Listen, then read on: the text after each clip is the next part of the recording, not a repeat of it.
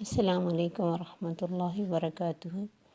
اعوذ باللہ من الشیطان الرجیم، بسم اللہ الرحمن الرحیم۔ رب اشرح لی صدری ویسر لی امری واحلل عقدۃ من لسانی یفقہوا قولی رب زدنی علما اللہم فقہنا فی الدین۔ آج کا لیسن آیت نمبر 32 سے 34 تک ہے۔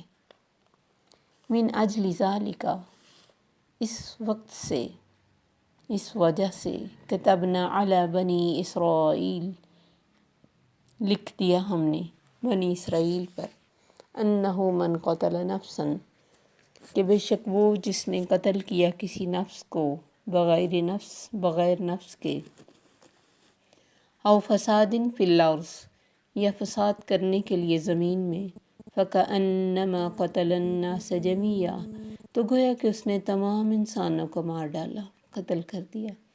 ومن احیاہا فکأنما احیا الناس جمیعا، جس نے اسے زندہ رکھا گویا کہ اس نے تمام لوگوں کو زندہ رکھا۔ وَلَقَدْ جَاءَتْهُمْ رُسُلُنَا بِالْبَيِّنَاتِ، اور البتہ بے شک آئے ان کے پاس ہمارے رسول روشن دلائل کے ساتھ۔ ثُمَّ إِنَّ كَثِيرٌ مِّنْهُمْ، پھر بے شک بہت سارے ان میں سے، بعد ذَلِكَ، اس کے بعد، فِي الْأَرْضِ لَمُسْرِفُونَ، زمین میں البتہ زیادتی کرنے والے ہیں۔ انما جزاء الذین، بے شک بدلہ ان لوگوں کا، یحاربون اللہ ورسولہ، جو لڑتے ہیں اللہ سے اور اس کے رسول سے، ویسعون فی الارض فسادا، اور کوشش کرتے ہیں زمین میں فساد کرنے کی، ان یقتلوا، کہ وہ قتل کیے جائیں، او یصلبوا، یا سولی دیے جائیں، او تقطع ایدیہم وارجلہم، یا کاٹ دیے جائیں ان کے ہاتھ اور پاؤں الٹی طرف سے، من خلاف، الٹی طرف سے، مخالف سمت سے، او ینفوا من الارض، یا وہ نکال دیے جائیں زمین سے۔ ذالک لہم خزی فی الدنیا، یہ ان کے لیے رسوائی ہے دنیا میں، وَلَهُمْ فِي الْآخِرَةِ عَذَابٌ عَظِيمٌ، اور ان کے لیے آخرت میں بہت بڑا عذاب ہے۔ إِلَّا الَّذِينَ تَابُوا مِن قَبْلِ أَن تَقْدِرُوا عَلَيْهِمْ، مگر وہ لوگ جو توبہ کر لیں اس سے پہلے کہ تم قدرت پا جاؤ ان پر، فَاعْلَمُوا، تو جان لو، أَنَّ اللَّهَ غَفُورٌ رَحِيمٌ، بے شک اللہ بخشنے والا مہربان ہے۔ کل کے واقعے میں ہم نے دیکھا کہ حسد جو بہت بڑی وجہ بنا پہلے قتل کی دنیا میں، کیونکہ اسے اپنے بھائی کی قربانی کا قبول ہونا برا لگا، تو یہ بھی نظر آتا ہے کہ اس ایک جذبے کے ساتھ، یعنی جو حسد کا انواع کا جذبہ ہے، اس سے کتنے بڑے بڑے جرائم ہو سکتے ہیں، کیونکہ حاسد اللہ کی تقسیم سے ناراض ہوتا ہے۔ آپ نے فرمایا حسد کرنے والا، چگلی کرنے والا، کہانت کرنے والا، یہ جو نجومی بن کے بیٹھے ہوتے، مجھ سے نہیں۔ کسی کی بڑائی سے حسد ہوتا ہے نا، اپنے سے کم تر انسان اگر آگے بڑھ جائے تو بھی حسد ہوتا ہے، وہ کم تر ہو سکتا ہے نہ ہو، ہم اسے سمجھتے ہوں۔ یہ اللہ کی تقسیم ہے، اس کا احسان ہے، ہماری کیا ہستی ہے کہ اس پر کڑیں۔ آپ نے فرمایا 2 بھوکے بھیڑیے دین کا اتنا نقصان نہیں کرتے جتنا حسد اور مال اور عہدے کی حرص دین کا نقصان کرتی ہے۔ تو کوئی کسی سے آپ کو حسد ہو تو اس کے لیے اللہ سے دعا کریں اپنے دل کی صفائی کے لیے، اور اس چیز کو سوچیں کہ یہ میرے رب کی دین ہے، جو مجھے دیا اس میں بھی میرا کوئی کمال نہیں، کوئی احسان نہیں تھا، اور جو اسے دیا وہ بھی اللہ کی طرف سے آزمائش کا پیپر ہی ہے۔ اور کوئی آپ سے حسد کرے تو اس کے لیے دعا کریں، توجہ اپنی نعمتوں پہ کریں، اسے گفٹ دیں، اس کا گفٹ قبول کر لیں، ان کا اچھا ذکر کریں، کسی اپنے کاموں میں کمال پیدا کریں۔ آپ نے فرمایا وہ شخص فلاح کو پہنچ گیا جس نے اپنے دل کو صاف کر لیا۔ تو اس کے بعد اللہ فرماتے تب سے، یعنی پہلا قتل ہوا، ہم نے لکھ دیا بنی اسرائیل پر، اور یہ صرف بنی اسرائیل پر نہیں ہے، احادیث میں پتہ چلتا ہے کہ قیامت تک کے آنے والوں کے لیے یہی جرم اتنا بڑا جرم ہے کہ اللہ فرماتے جس نے ایک جان کو بغیر کسی وجہ کے قتل کیا، زمین میں فساد کیا، گویا کہ اس نے ساری انسانیت کو قتل کر دیا۔ یعنی اللہ کی نظر میں ایک انسان کا بلا وجہ نقصان، بلا وجہ قتل، پوری انسانیت کا قتل ہے۔ ومن احیاہا، اور جس نے اسے زندہ رکھا۔ زندہ رکھنے کی مختلف صورتیں ہیں۔ قتل کا ارادہ ہو، کسی کا قاتل کے ارادے بدلوا دیں، یہ ڈاکٹر کسی کی زندگی بچا لے، کسی کو خودکشی سے باز کر لیں، کسی کی آگ لگ گئی ہو تو اس کو بچا لے، خون دے کر کسی کی زندگی کو بچانا، ابارشن کرانے سے روک دینا، کسی انسان کو مسلمان کرنا، دین کی تعلیم عام کرنا تاکہ قتل سے روکا جائے نا۔ تو یہ ساری چیزیں، اور مزید کسی بھی طرح کسی کی جان پھنس گئی ہو اس کو بچانے کے پر اجر ہے۔ اور قتل صرف 3 صورتوں میں جائز ہے۔ ایک تو کہ قتل کے بدلے میں قتل، اگر اس نے دیت نہیں لی یا پھر اپنی معافی نہیں کروائی مقتول کے ورثاء سے۔ دوسرا، شادی شدہ مرد اور عورت زنا کریں تو انہیں بھی رجم کرنے کا حکم ہے، اور تیسرا وہ جو اسلام لا کر مرتد ہو جائے اسے بھی قتل کرنے کا حکم ہے۔ اس کے علاوہ کوئی وجہ نہیں کہ کوئی کسی کو مارے۔ باقی یہ جو جنگوں میں ہوتا ہے، اسلام کے لیے اگر اسلام کے راستے میں جنگیں ہوتی ہے، اس میں جو مارا جاتا ہے وہ ایک الگ بات ہے، ورنہ تو آپ نے ایک جانور کے بچے کو بھی تکلیف دینا پسند نہیں کیا۔ ایک دفعہ صحابہ نے ایک چڑیا کے بچے کو پکڑ لیا، اور چڑیا بڑی تکلیف سے چوں چوں کرتی پھر رہی تھی۔ آپ نے فرمایا کس نے اس کو اس کے بچے کی وجہ سے تکلیف دی؟ صحابہ نے اس کے بچے کو اس کی جگہ پہ رکھا۔ ایک دفعہ صحابہ نے حیرانگی سے پوچھا، اللہ کے نبی جانوروں کو مارنے پہ بھی گناہ ہے؟ آپ نے فرمایا ہر جاندار چیز، اللہ یہ کہ کوئی موذی جانور ہو۔ نبی صلی اللہ علیہ وسلم نے حجۃ الوداع کے موقع پہ فرمایا، آج کون سا دن ہے؟ آج کون سا مہینہ ہے؟ صحابہ نے خاموشی اختیار کی اور کہتے ہمیں لگا کہ آپ شاید کوئی اس دن کا نام کوئی اور رکھیں گے، حجۃ الوداع کا جو یوم نحر تھا، اور شہر مکہ۔ آپ نے فرمایا جس طرح آج کا دن، یہ شہر، یہ گھڑی، یہ سب کچھ مقدس اور محرم ہے، اسی طرح ایک مسلمان کی جان دوسرے کے لیے مقدس اور محرم ہے، یعنی حرمت والی ہے۔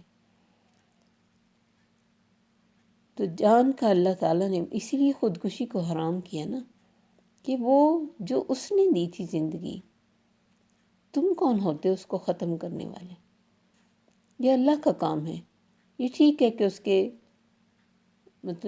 نصیب میں اس طرح لکھا جاتا ہے، نظر آ رہا ہوتا ہے کہ اس نے ایسے کام کرنے کہ اس نے خود ہی پھر اپنے آپ کو ختم کرنا ہے، لیکن اس کا گناہ اتنا بڑا ہے کہ جس طریقے سے بھی کوئی خود کو تکلیف دے کے مرے گا، ہمیشہ جہنم میں اسی طریقے سے خود کو مارتا رہے گا، ہمیشہ، اور اس کی ہمیشگی کی سزا ہے۔ حضرت عثمان رضی اللہ تعالی عنہ جب محصور کیے گئے، یعنی کافروں نے انہیں اندر ہی بند کر دیا اور ان کو مارنے کے در پہ ہو گئے، تو حضرت ابو ہریرہ رضی اللہ عنہ آئے، کہا کہ میں آپ کے لیے ان لوگوں سے لڑنے کے لیے آیا ہوں۔ آپ نے فرمایا اب تو بہت دیر ہو گئی، تم اس بات پر آمادہ ہو کہ تم سب لوگوں کو قتل کر دو جن میں میں بھی ہوں؟ انہوں نے کہا نہیں۔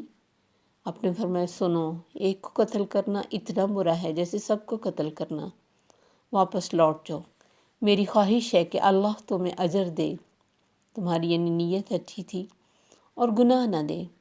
یہ سن کر آپ واپس لوٹ گئے اور نہ لڑے۔ یعنی قتل کا اجر دنیا کی بربادی بھی ہے، اور اس کا روک لینا لوگوں کی زندگی کا سبب ہے۔ حضرت سعید بن جبیر رضی اللہ عنہ فرماتے کہ ایک مسلمان کا خون حلال کرنے والا تمام لوگوں کا قاتل ہے، اور ایک مسلمان کے خون کو بچانے والا تمام لوگوں کو بچانے والا بن جاتا ہے۔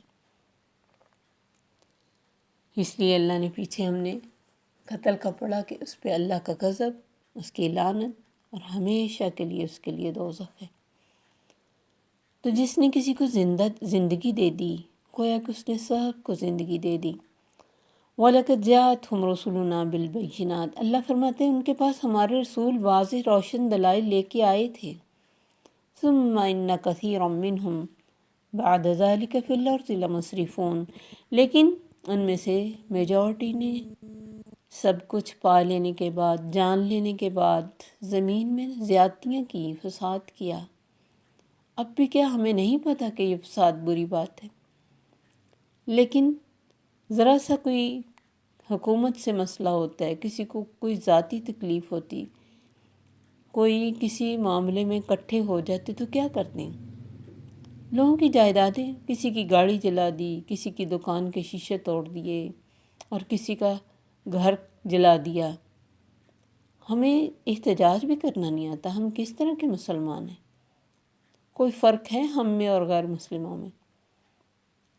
بھی جس نے آپ کو تکلیف دی، آپ ڈائریکٹ اس سے جا کے بات کریں، دوسروں کی جانی اور مالی نقصان کیوں ہو رہا ہے؟ اللہ فرماتے واضح دلائل کے بعد ان میں سے میجورٹی نے زمین میں فساد کیا۔ انما جزاء الذین یحاربون اللہ ورسولہ، تو ان کا بدلہ جو اللہ رسول سے لڑتے ہیں۔ اللہ رسول سے لڑائی کیا ہے؟ ان کے حکموں کو نہ ماننا، ان باؤنڈریز کو جو اللہ نے لگائیں کراس کرنا، ڈاکے ڈالنا، سرکاری املاک کو نقصان پہنچانا، دہشت گردی کرنا، چوریاں کرنا، ناحق مال چھیننا، رشوت عام کرنا۔ اللہ نے فرمایا جو بھی اللہ اور سود کھانا، ہم نے پیچھے پڑھا کہ نبی صلی اللہ علیہ وسلم اور اللہ سے جنگ ہے اس شخص کی جس نے سود کو کھایا، باوجود اس کے کہ اللہ نے اسے منع کیا تھا، اور اس کے لیے خود ہی راستے نکالے۔ بہت سارے سود ہم نے اچھے ناموں سے حلال کر لیے۔ اب اس کا فیصلہ جب انسان کچھ کرنا چاہتا ہے تو کسی کی مانتا نہیں، تو اللہ ہی فیصلہ کر سکتے ہیں نا۔ تو اللہ فرماتے جو اللہ رسول سے جنگ کریں گے اور زمین میں فساد کرنے کی کوشش کریں گے تو ان کا بدلہ کیا ہے؟ قتل کیے جائیں، سولی دیے جائیں، یا ان کے ہاتھ پاؤں مخالف سمت سے کاٹ دیے جائیں، یا انہیں زمین سے نکال دیا جائے۔ اور یہ ساری سزائیں ہم نہیں دیں گے، اس وقت کا جو بھی اصول اور قانون ہوگا اس کے مطابق۔ نبی صلی اللہ علیہ وسلم کے زمانے میں بخاری اور مسلم کی حدیث ہے کہ قبیلہ عقل کے 8 آدمی رسول اللہ صلی اللہ علیہ وسلم کے پاس آئے۔ آپ نے ان سے فرمایا کہ اگر تم چاہو تو ہمارے چرواہوں کے ساتھ چلے جاؤ۔ وہ بیمار ہو گئے تھے، تو اونٹوں کا دودھ اور پیشاب تمہیں ملے گا، کیونکہ اونٹ کا پیشاب انسان کے بعض بیماریوں کے لیے صحیح ہوتا ہے، اور یہ اتنا ہارمفل نہیں ہوتا جیسے انسان کا۔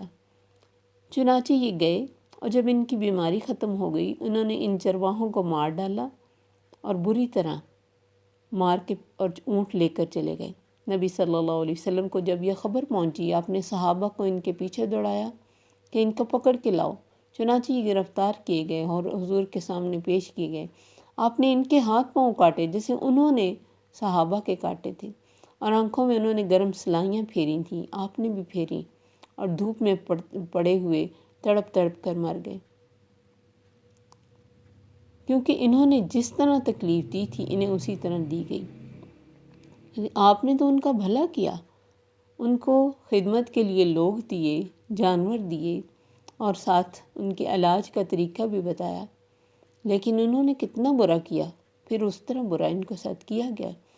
ایک مرتبہ حجاج نے حضرت انس سے سوال کیا کہ سب سے بڑی اور سب سے سخت سزا جو رسول اللہ نے کسی کو دی وہ بتاؤ، تو انہوں نے یہی واقعہ بیان کیا۔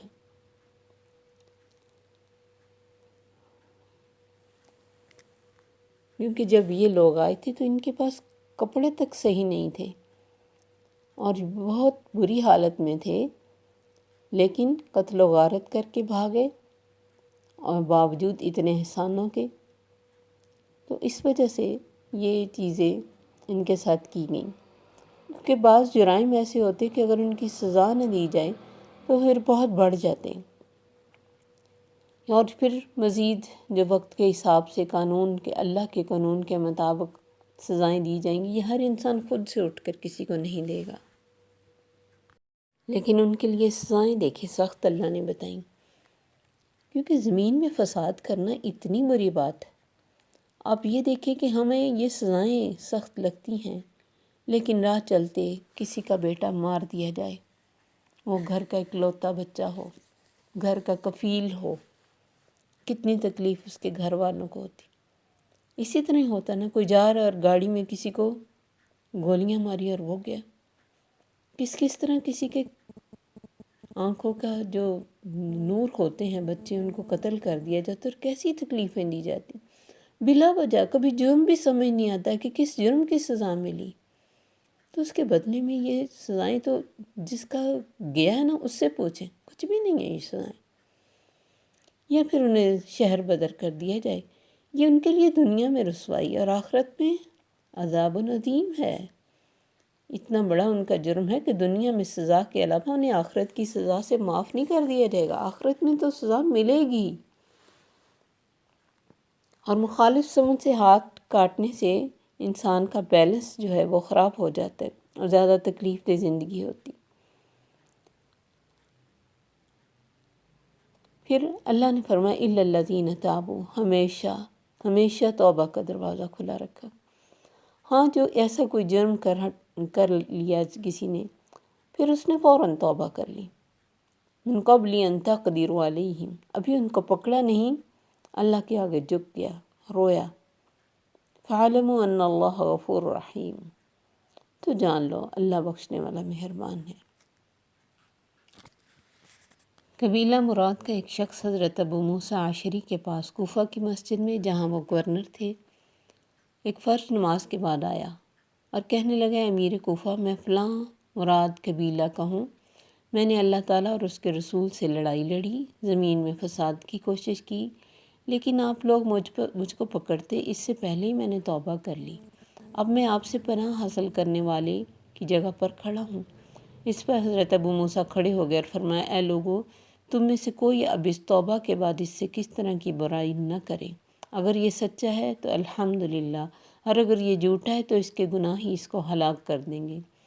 یہ شخص ایک مدت تک تو ٹھیک ٹھاک رہا، لیکن پھر نکل گیا، غلطی شروع کر دی اس نے گناہ، اور اللہ نے بھی اسے گناہوں کے بدلے مار ڈالا. کسی نے اس کو یعنی مار دیا. اسی طرح ایک شخص اسدی قبیلے کا تھا. لڑائی کے راستے میں اس نے ڈاکہ شروع کیا، لوگوں کو قتل کیا، مال لوٹا. کسی نے اس کو گرفتار کرنا چاہا جو اس وقت کے لشکر کا سالار تھا، جس لشکر کو اس نے لوٹا تھا، لیکن یہ ہاتھ نہیں لگا.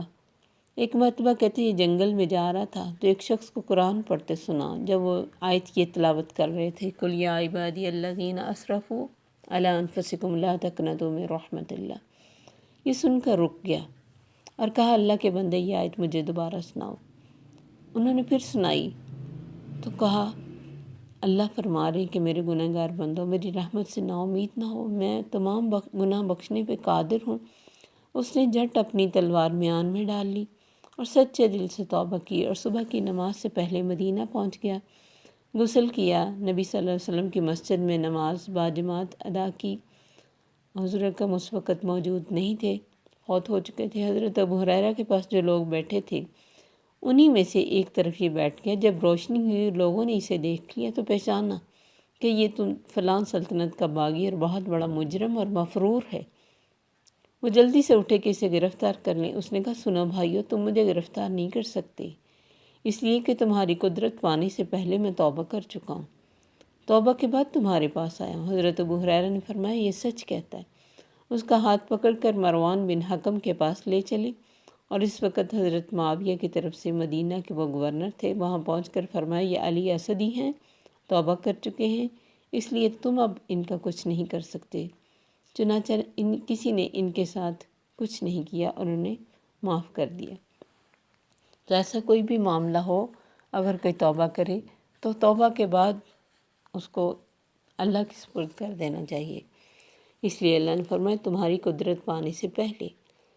حالانکہ حضرت اسامہ نے جب ایک شخص کو مارا تھا، وہ اس نے عین مرنے کے ٹائم پہ کلمہ پڑھا تھا، آپ نے اس کے بھی مارنے سے منع کیا تھا۔ یعنی انسان کے ظاہر پر معاملہ کرنا ہے، اس کے دل کی کیا حالت ہے، اس نے دل سے پڑھا یا نہیں پڑھا، ہم نہیں کہہ سکتے۔ اس لیے انسانی جان کو فوری ختم کرنا منع ہے، اس کو ٹائم دیا جائے اگر وہ معاف کرتا ہے۔ اور کچھ لوگ دیت دیتے ہیں، اور دیت بھی لے لینی چاہیے۔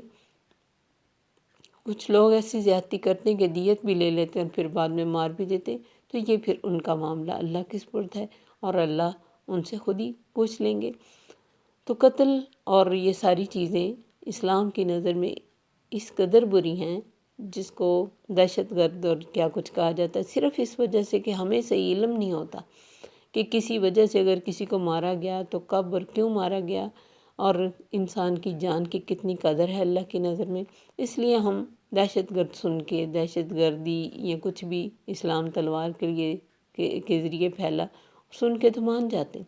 اگر ہم میں سے ہر انسان کو اس چیز کا علم ہو کہ دین کتنا پرامن مذہب ہے، اور اسلام نے کبھی بھی بلا وجہ کسی کو ختم نہیں کیا یا راستے سے نہیں ہٹایا یا اس کی ریزن کو قبول کیا ہے، تو یہ ساری چیزیں اگر ہمیں پتہ ہوں تو ہم کسی کے آگے پروپیگنڈا میں اتنی جلدی گمراہ نہیں ہو سکتے۔ اس لیے علم حاصل کرنا بہت ضروری ہے، تاکہ ہمارے سامنے اسلام کی صحیح تصویر آئے، ہمیں پتہ ہو۔ کوئی کتنا بھی کہتا رہے، ہمیں فکر نہ ہو، ہم اسلام کے بارے میں کبھی بھی بدظن نہیں ہوں۔ اللہ اس بات کی ہم سب کو توفیق عطا فرمائے۔ السلام علیکم ورحمۃ اللہ وبرکاتہ۔